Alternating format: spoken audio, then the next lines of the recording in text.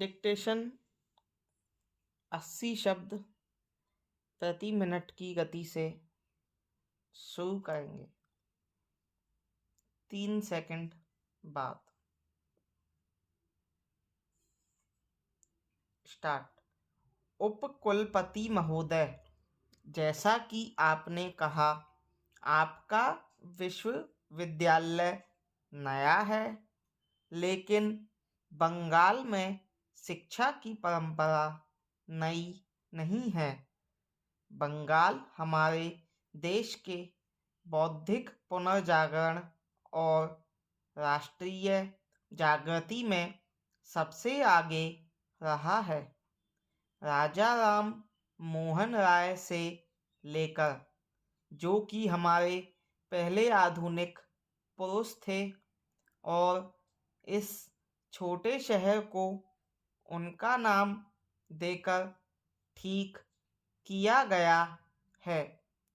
आज तक बंगाल की कोख से जन्मी उन असंख्य महान संतानों की एक लंबी कहानी है, जिन्होंने हमारे राष्ट्रीय जीवन को संपन्न और उन्नत किया है।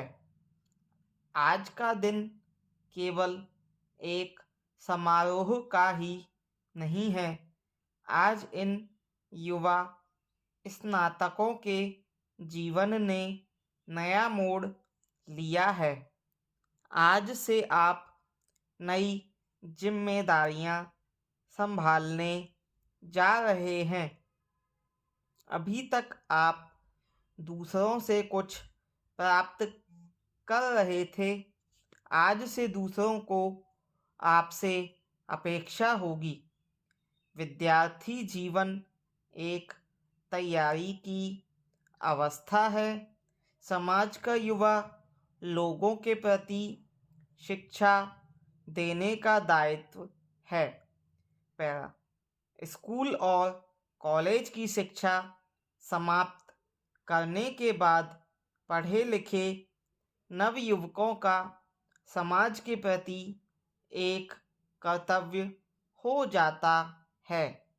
यह कर्तव्य है अपने अर्जित ज्ञान और कौशल को समाज की सेवा में लगाना।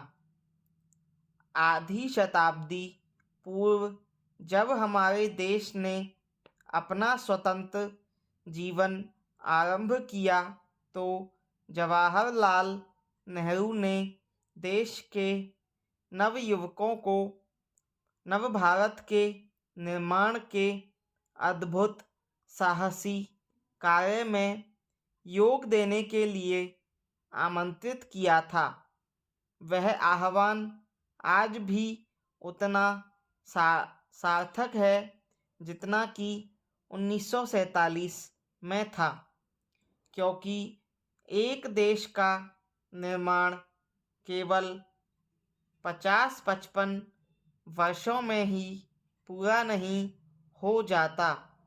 आप जो आज के नव युवक हैं, चाहे आपको स्वतंत्रता प्राप्ति के लिए काम करने का सौभाग्य प्राप्त नहीं हुआ, लेकिन स्वतंत्रता को मजबूत बनाने के प्रयास में हाथ बटा सकते हैं।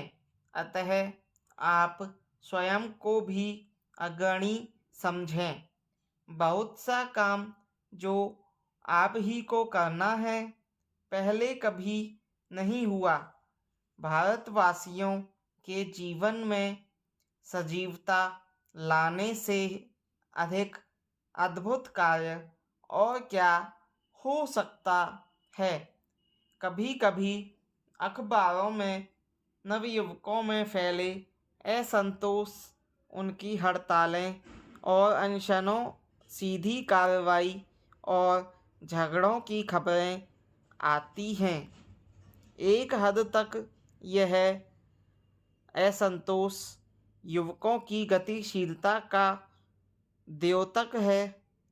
उस सीमा तक मैं इस भावना का स्वागत करती हूँ, लेकिन कभी कभी ऐसा प्रतीत होने लगता है कि हमारे युवा लोग सत्ता के अस्तित्व तक के विरोधी हैं।